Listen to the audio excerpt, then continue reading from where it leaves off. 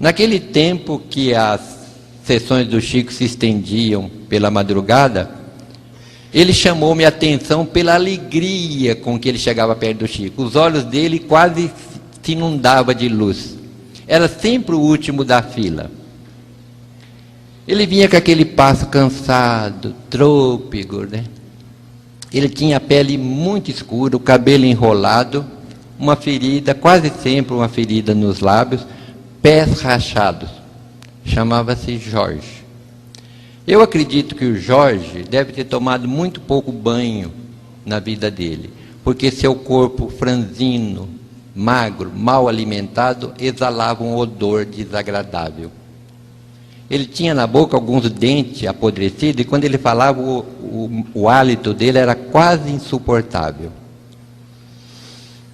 Quando ele chegava perto do Chico, o Chico perguntava para ele: Jorge, como é que vai a vida?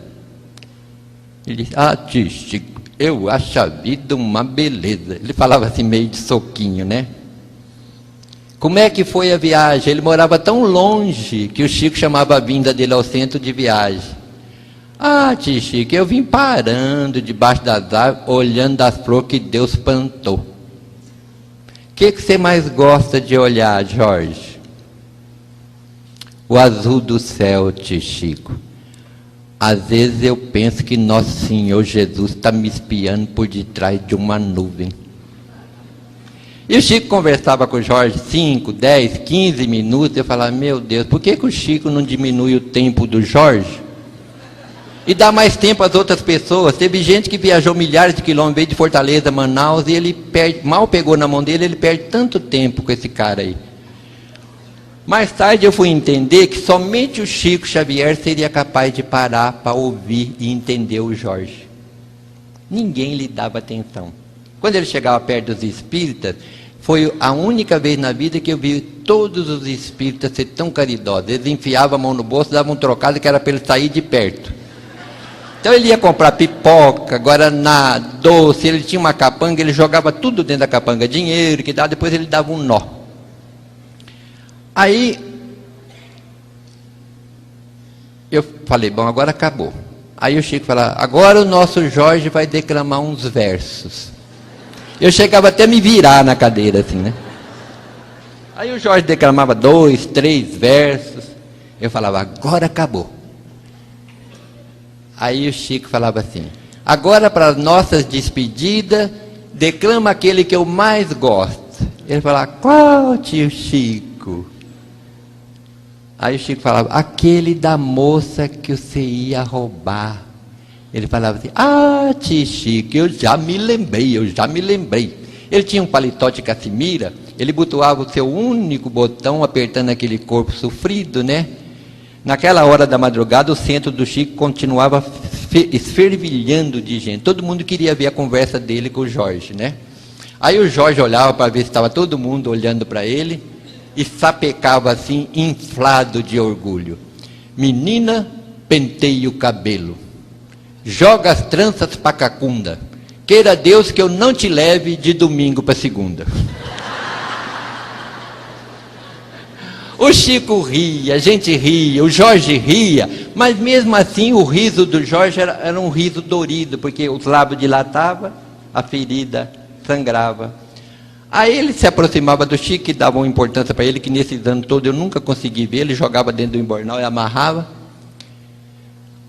Aí ele beijava a mão do Chico, o Chico beijava a mão dele, beijava os dois lados do rosto do Jorge, ao que ele retribuía beijando os dois lados do rosto do Chico, onde ficava uma mancha de sangue. Ele falava quase dentro do nariz do Chico. Eu nunca vi o Chico ter aquele momento instintivo de recuo como eu tivera tantas vezes. Eu nunca vi o Chico se limpar na presença do Jorge, nem depois que o Jorge tinha ido embora. Eu que muitas vezes na casa lá do Chico pegava um pano de prato, molhava na torneira e limpava o que nós chamávamos carinhosamente de o beijo do Jorge. Eu não saberia dizer quantas vezes eu pensei em levar um chinelo para o Jorge, uma camisa, uma botina, Quando eu lembrava, eu não sabia o número. Falava, na próxima vez eu pergunto. E o tempo foi passando, eu não levei nada. Não levei nada e me lembro do apóstolo Paulo. Façamos o bem enquanto temos tempo. De repente, fica tarde demais. O Jorge desencarnou numa noite fria aqui em Uberaba. Esquecido do mundo, esquecido de todos, mas não de Deus.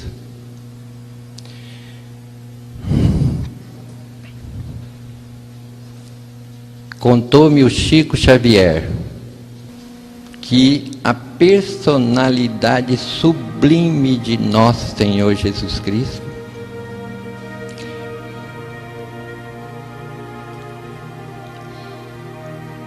veio pessoalmente buscar esse homem de pele escura, cabelo enrolado, ferida nos lábios, pés rachados, mau hálito, mau cheiro. Retirou ele do corpo que estava envolto em pedaços de coberta,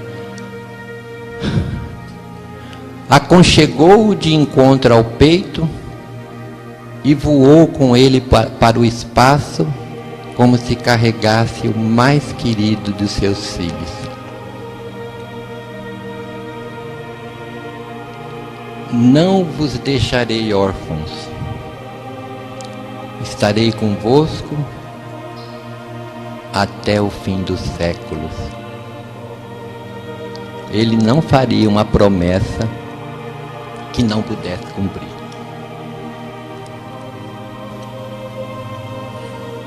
E hoje, quando eu estava terminando,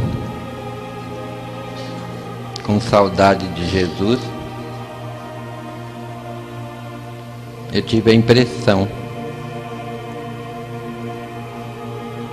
de que ele atravessou o corredor